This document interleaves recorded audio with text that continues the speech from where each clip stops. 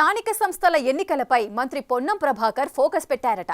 సిద్దిపేట జిల్లాతో పాటు తాను ప్రాతినిధ్యం వహిస్తున్న హుస్నాబాద్ సెగ్మెంట్లో మెజార్టీ స్థానాలు గెలుచుకోవడంపై దృష్టి సారిస్తున్నారట. విజయ అవకాశాలపై సర్వేలు చేయించుకుంటూ ఆ దిశగా పావులు కదుపుతున్నారంట. సర్వే నివేదిక రాగానే లోకల్ బాడీ ఎన్నికల్లో గెలిచే నేతలు వారికి ఉన్న బలం బలహీనతలపై కార్యకర్తలతో సమావేశానికి సిద్ధమవుతున్నారట.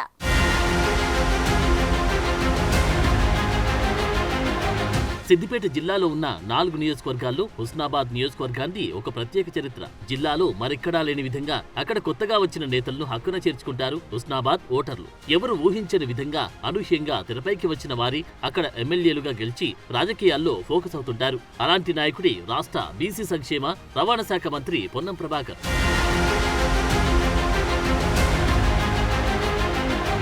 హుస్నాబాద్ లో తన స్థానాన్ని సుస్థిరం చేసుకోవడమే కాదు, తన కంచుకోటగా మార్చుకోవడానికి మంత్రి పొన్నం అదే పనిగా శ్రమిస్తున్నారట.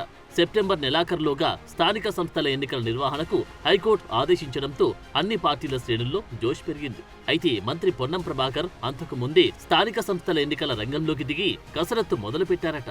స్థానిక సంస్థల ఎన్నికల్లో నియోజకవర్గంలో క్లీన్ స్వీప్ చేయాలని పట్టుదలతో ఉన్నారట. పార్టీ కోసం కష్టపడ్డ వారికి టికెట్లు ఇవ్వాలని, ఇవ్వలేని పక్షంలో నామినేటెడ్ పదవులను జిల్లా స్థాయిలో కట్టబెట్టాలంటూ సీఎం సూచించారు. దీంతో మంత్రి పొన్నం ప్రభాకర్ వెనువెంటనే కార్యాచరణకు పదును పెట్టి ఆచరణకు పూనుకున్నారట.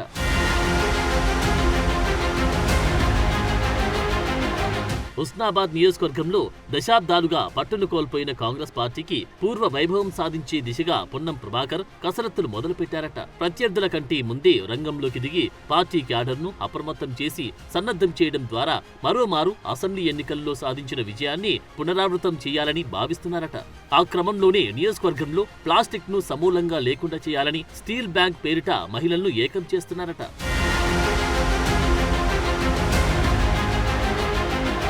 ఇటీవలే తన తండ్రి పేరిట 2.5 కోట్లతో కోహెడ మండలంలో స్వశక్తి సంఘాలకు ఉచితంగా స్టీల్ బ్యాంక్ అందజేశారు. ఎన్నికల్లో మహిళా ఓట్లు చీలిపోకుండా గ్రామానికి స్టీల్ బ్యాంక్ అందజేస్తూ మహిళలను స్థానిక ఎన్నికల్లో నిలబెట్టేందుకు వ్యూహం పడినట్లు తెలుస్తోంది. నియోజకవర్గంలోని హుస్నాబాద్, కోహెడ, అక్కనపేట, భీమదేవరపల్లి, ఎల్కతుర్తి, సైదాబాద్, చిగురుమామిడిల్లో వరుసగా పార్టీ ముఖ్య నేతలు, కార్యకర్తలతో సమావేశాలు నిర్వహించి పార్టీ శ్రేణుల్లో నూతనోత్సాహాన్ని నింపే ప్రయత్నం చేస్తున్నారు. ఉమ్మడి కరీంనగర్ జిల్లాలోని మొట్టమొదటిసారిగా నోటిఫికేషన్ కు ముందే స్థానిక సంస్థల ఎన్నికలకు సంబంధించి మండలాల వారీగా సమావేశాలు నిర్వహించి కార్యకర్తలను ఎన్నికలకు సంసిద్ధం చేస్తున్నారట.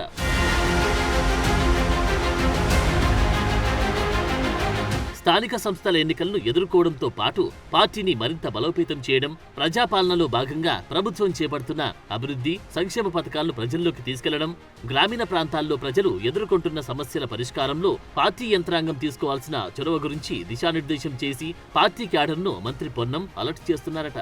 గత అసెంబ్లీ ఎన్నికల్లో హుస్నాబాద్ నియోజకవర్గం నుంచి పొన్నం పోటీ చేసి విజయం సాధించారు.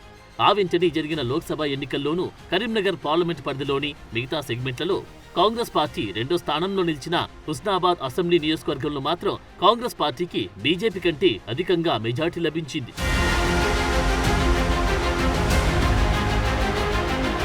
మంత్రి పొన్నం ప్రభాకర్ వ్యూహాత్మకంగా మొదటి నుంచి పావులు కదిపి గ్రామస్థాయి నుంచి పార్టీ యంత్రాంగాన్ని రంగంలోకి దింపడం వల్లే 2 లక్షల ఓట్ల మెజార్టీతో గెలుపొందిన కేంద్ర మంత్రి బండి సంజయ్ కుమార్ కు హుస్నాబాద్ నియోజకవర్గంలో మాత్రం పట్టు చిక్కకుండా పోయింది. ఆ క్రమంలో త్వరలో జరగనున్న స్థానిక సంస్థల ఎన్నికలపై కూడా మంత్రి పొన్నం ముందస్తుగానే అప్రమత్తమయ్యారట. ఆయన కృషితో దశాబ్ద కాలం తర్వాత స్థానిక సంస్థల పదవులపై కాంగ్రెస్ నేతలు ఆశలు చిగురిస్తున్నాయి.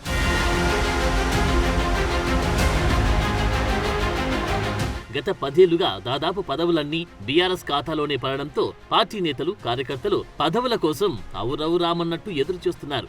ఈ నేపథ్యంలోనే సర్పంచ్, ఎంపీటీసీ, జెడ్పీటీసీ ఎన్నికలు, మున్సిపల్ ఎన్నికల్లో విజయం సాధించడం ద్వారా గ్రామస్థాయి నుంచి పట్టును మరింతగా పెంచుకోవాలనే దిశగా మంత్రి పొన్నం ప్రభాకర్ మండలాల వారీగా నేతలకు గైడ్ చేస్తున్నారు. మరి విజయమే లక్ష్యంగా లోకల్ బాడీ ఎలక్షన్స్ లో అన్ని స్థానాలు కైవసం చేసుకోవాలనే మంత్రి సంకల్పం నెరవేరుతుందా? కాంగ్రెస్ శ్రేణుల ఆశలు నెరవేరుతాయా? చూడాల్సిందే.